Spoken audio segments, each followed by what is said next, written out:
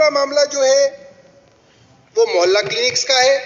मोहल्ला क्लिनिक अध्यक्ष जी सब लोग जानते हैं, देश विदेश से अगर कोई आदमी दिल्ली के अंदर आता है तो वो मोहल्ला क्लिनिक जरूर एक बार देखता है।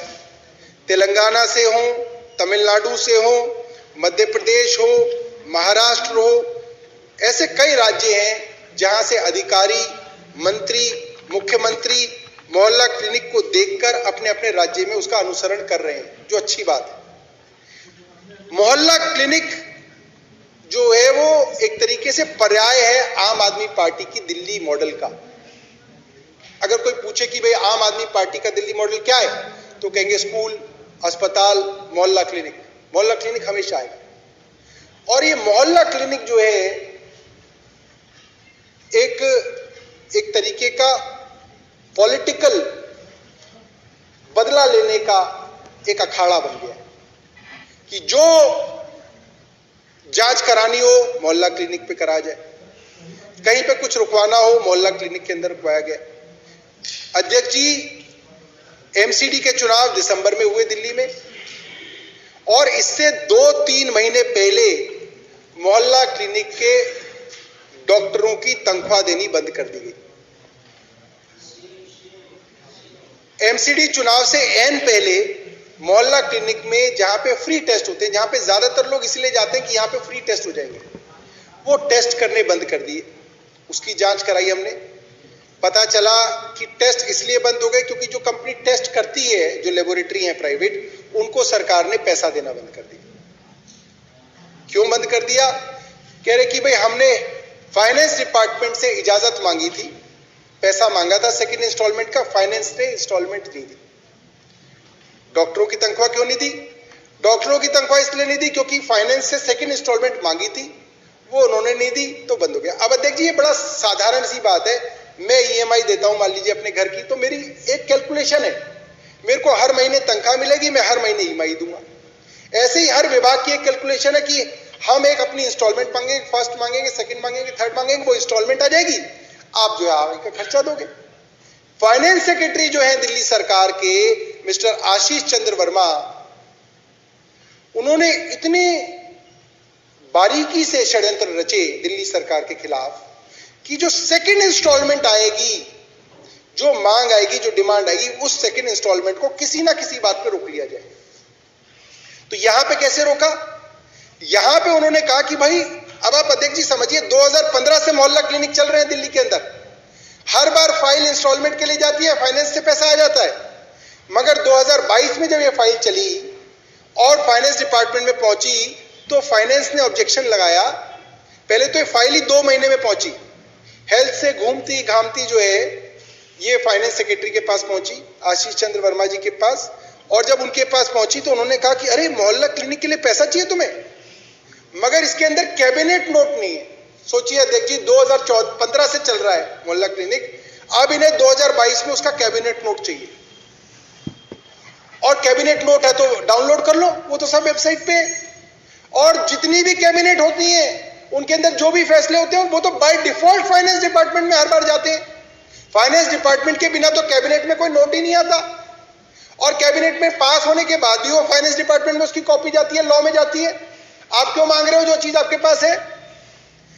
तो उन्होंने जो चीज उपलब्ध है वो चीज उन्होंने दोबारा मांगी, और वो चीज भी तुरंत नहीं दी गई अध्यक्ष जी। वो कैबिनेट नोट मोहल्ला क्लिनिक का हेल्थ सेक्रेटरी के पास पहुंचा फाइल, फिर हेल्थ सेक्रेटरी ने नीचे दी मोहल्ला क्लिनिक तक। मोहल्ला क्लिनिक के लेवल पे वो कैबिनेट नोट लगाया गया, वो फाइल हेल्थ सेक्रेटरी को भेजी गई, और फिर वो फाइनेंस सेक्रेटरी को भेजी गई। इसके अंदर 1.5 महीना और लगा दिया। तो सिर्फ एक मामूली सी चीज के लिए इन्होंने 3 महीने तक मोहल्ला क्लिनिक के अंदर पैसा रोक दिया, डॉक्टरों की तनख्वाह रोक दी, टेस्ट रोक दिए, दवाइयां रोक दी। और अध्यक्ष जी इससे भी ज्यादा शॉकिंग बात यह है कि जो अस्पतालों की, जो इन मोहल्ला क्लिनिकों के अंदर डॉक्टरों की तनख्वाह है जिसकी जरूरत मोहल्ला क्लिनिकों को थी, वो मात्र 11 करोड़ रुपए, सिर्फ 11 करोड़ रुपए। और हेल्थ डिपार्टमेंट के पास अनस्पेंड 70 करोड़ रुपए पड़ा था।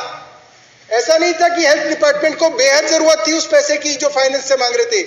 हेल्थ डिपार्टमेंट के पास 70 करोड़ रुपया अनस्पेंड पड़ा था, मगर वो पैसा फाइनेंस से मांग रहे थे।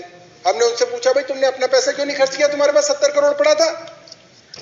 तो उन्होंने बोला कि भाई इसकी भी जो परमिशन थी वो हमने जो है फाइनेंस से मांगी, जो कि मांगने की जरूरत नहीं थी अध्यक्ष जी। उन्होंने जबरदस्ती उसकी परमिशन फाइनेंस से मांगी, और फाइनेंस के अंदर तो आशीष चंद्र वर्मा बैठे हैं, इन्हीं परमिशनों को रोकने के लिए बैठे हैं। उन्होंने बोला नहीं नहीं नहीं, तुम्हारे पास जो 70 करोड़ रुपए वो भी तुम नहीं खर्च करोगे जब तक मेरी परमिशन ना हो। तो अध्यक्ष जी हर लेवल पे ये देखा गया कि ये जो फाइनेंस सेक्रेटरी हैं आशीष चंद्र वर्मा, इन्होंने एक क्या कहते हैं बहुत दुर्भावना से साजिश रची, षड्यंत्र रचा, और किसके खिलाफ रचा? चुनी हुई सरकार के खिलाफ रचा। अब चुनी हुई सरकार का खुद तो बिगाड़ नहीं सकते डायरेक्ट, वो क्या कर लेंगे? उन्होंने सोचा कि जो गरीब लोग हैं, जो मजलूम लोग हैं, जो बुजुर्ग हैं, जो विधवाएं हैं, जो विकलांग हैं, उनको किसी तरीके से परेशान किया जाए, 3-4 महीने उनको टॉर्चर किया जाए, उनको दुखी किया जाए। जब वो दुखी होंगे तो वो सरकार को गाली देंगे, और इसका फायदा हमें एमसीडी चुनाव में भारतीय जनता पार्टी को मिल जाए। इस उद्देश्य से इतना घिनौना कृत्य जो है दिल्ली के बड़े बड़े आईएएस अधिकारियों ने रचा। और ये जो मोहल्ला क्लिनिक की जो रिपोर्ट है, इसके अंदर जो है हमने कुछ अधिकारियों को दोषी पाया है अध्यक्ष जी। उनके नाम है हेल्थ सेक्रेटरी अमित सिंगला और प्रिंसिपल सेक्रेटरी आशीष चंद्र वर्मा। इन दोनों ने भारी गड़बड़ी फैलाई, और इनको संरक्षण था दिल्ली के मुख्य सचिव नरेश कुमार जी का, जिन्होंने सब कुछ होते हुए आंख बंद करके देखा। जैसे धृतराष्ट्र ने द्रौपदी का चीरहरण देखा, आंख बंद करके सब कुछ होने दिया, ऐसे जो है हमारे जो नरेश कुमार मुख्य सचिव हैं, इन्होंने सब कुछ होने दिया, और इसके ऊपर कोई उनकी जो है प्रक्रिया नहीं थी।